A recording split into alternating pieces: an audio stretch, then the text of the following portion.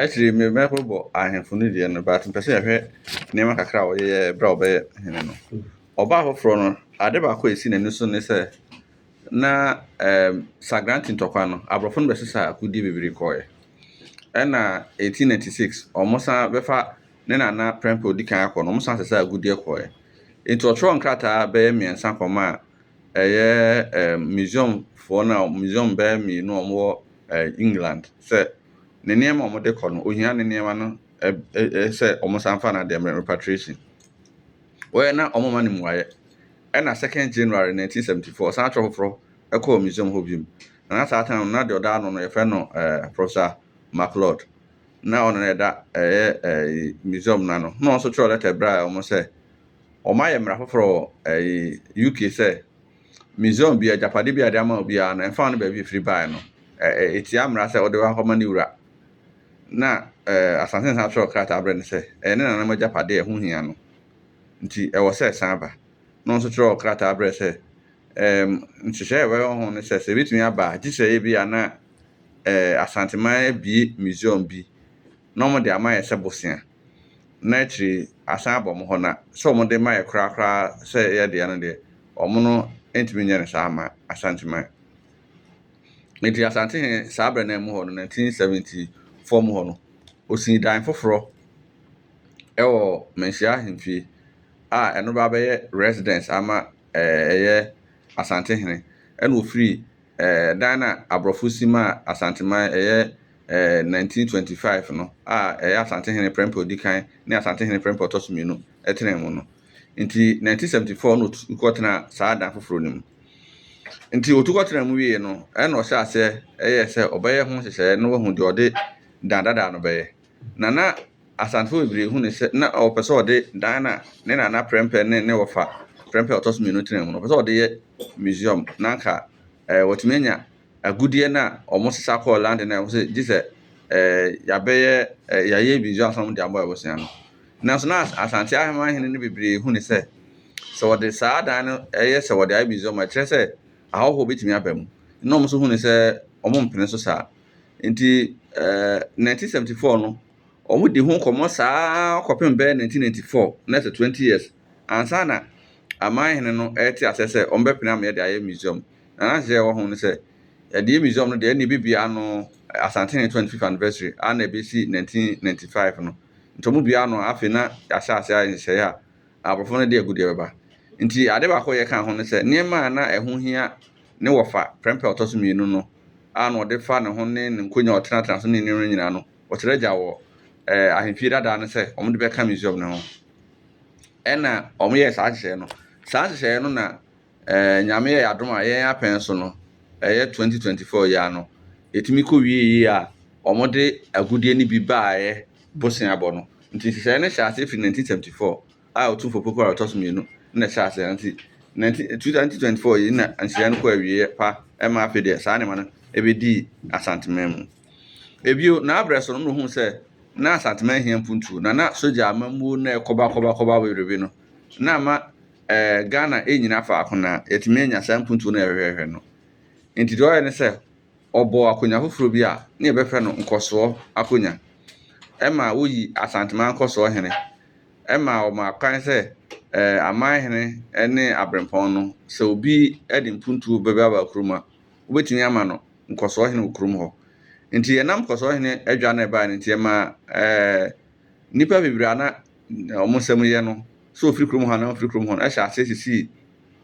asukuu adan ne ayaresabea adan sɛdeɛ ɛbɛyɛ a wobɛtumi anya din no a bɛpem saa bere no nkɔsoɔ akonnwa no yɛnya nnipa bebree a ɔmo yɛabɔ nkɔsoɔ akonnwa mo nkuro bebree so ɛwɔ nyɛ Asanteman mu ha nko a na mmom ɛyɛ baabi bebree. Na ɛyɛ Manhyia Palace Museum no ɛhyɛ ase 1995 no amanfo bebree aba nsrahwɛ wɔ Manhyia fi kɛseɛ mu ama ɔmo abɛhu nneɛma a na nananom de di dwuma te sɛ fridge ne telephone edi kan baeɛ ɛne saa nneɛma soronko a sɛ obi pɛ sɛ ohu sɛdeɛ saa nneɛma no kɔɔeɛ na ɛwɔ ahemfie obɛtumi abɛhwɛ. Yɛhwɛ ɛfa schools ho nso a 1975 ɛna Opoku II ɛnam n'ahemfo abrepɔ hene ne aprɛde hene a wɔwɔ abrepɔ so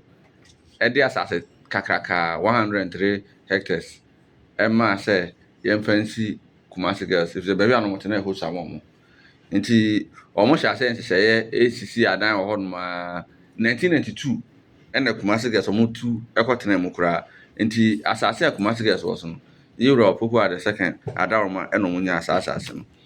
wohwɛ ɛyɛ KNUST Kwame Nkrumah University of Science and Technology saa abɛn na ɛde University of Science and Technology na nka Ghana nyinaa no sukuu baako pɛ na ɛtete adɔkotafo na ɛno ane kuma ɛyɛ Legon deɛ no na abrɛ so ɛna ɔpere ya na ɔmo hyehyɛ ya na mpaasa sɛ na nkofo bebree sɛ ɔmo mpene so ɔmo mema excuses bebree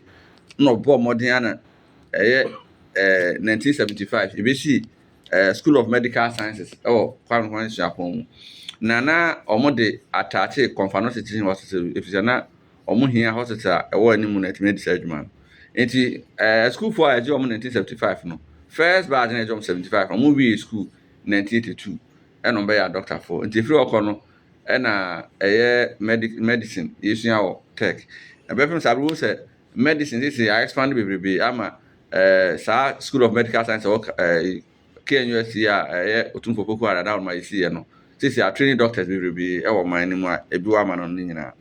ebi wohwɛ KNUST ɔmo hospital na abrɛ so no na nka ɔmo ni baabi a adwumayɛfoɔ no te ɔno na Adaroma ɔboa ma ɔmo si staff bungalows ɛma ɔmo na yɛsan ba hospital no mu ɛma afei etumi fa ɛyɛ asuafoɔ ne akyerɛkyerɛfoɔ mo university hɔ nyinaa ɛma hospital no mu baeɛ ebiem no ɔno na abrɛ so na ɔsan ma ɔmo si ɛyɛ Center for Cultural and African Studies a na ɔde ba abɛkyerɛkyerɛ amammerɛ kɔpem ne brɛ so no na yɛwɔ only Institute of African Studies for University of Ghana Legon nti ɔno na abrɛ so na ɔmo ayɛ si Center for Cultural and African Studies a na ɔde abɛkyerɛkyerɛ amammerɛ saa bea no sisi no yɛfrɛ no Opoku the Second Museum a ɛwɔ KNUST school mu hɔ nom a nkurɔfoɔ kɔ nsrahwɛ wɔ school hɔ a ɔmo ho sisi hɔ nom na abrɛ so na ɔmo yɛ saa adwuma no ma ɛyɛ university no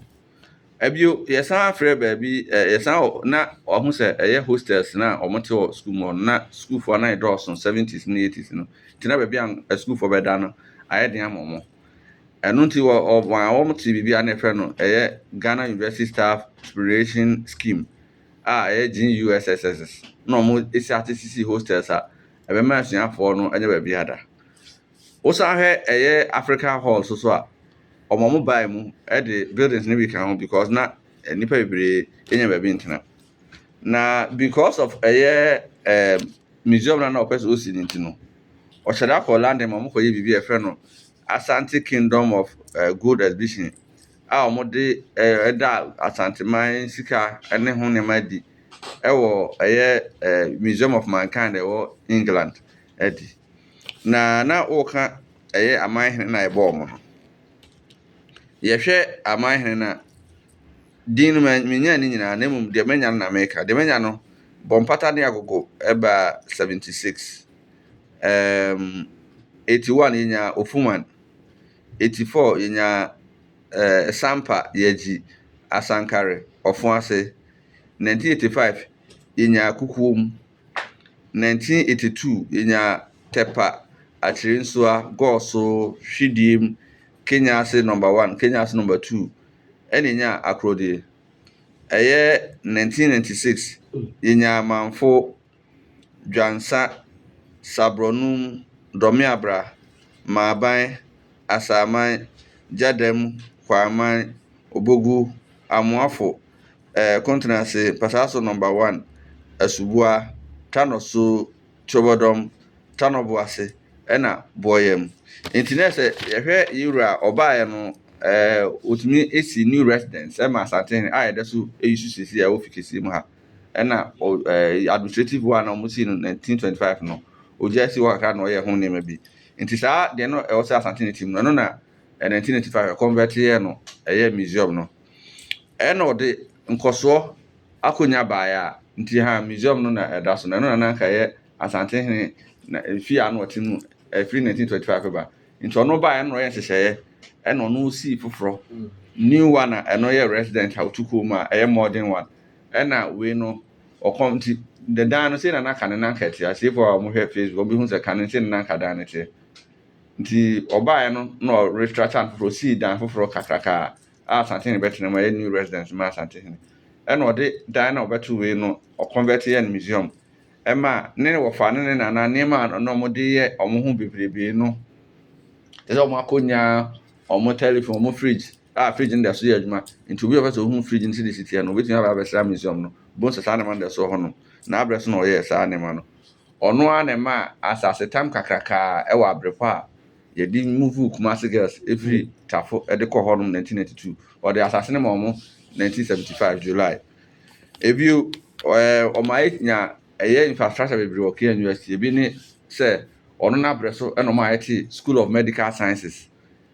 a ɛbɛtraining a doctor for every 1975 ba a ɔmo first batch of students ni yɛnya ɔmo wie 1982 efiri ɔkɔ emu abaeɛ a ɛno na ɛka ho ama kɔmfa no kyerɛ kakraka no ebi ɔno n'abrɛ so no ɔmo ayɛ expande ɛyɛ Kenya University ɔmo hospital no ɛna ɔsan ɔmo si adan a ɛyɛ adwumayɛfoɔ no bɛnya baabi atena ɔno ana ma ɔmo si ɛyɛ Center for Cultural and African Studies asesi ɛfrɛ no Opoku the second museum a ɛwɔ Kenya University campus no ɛna ɔsan ma yɛsi GUSS hostels Africa Hall so yɛtrɛtrɛ mu kakra kama na sɛ Nana Opoku nneɛma a ɔyɛ kakra bɛtumi aka no so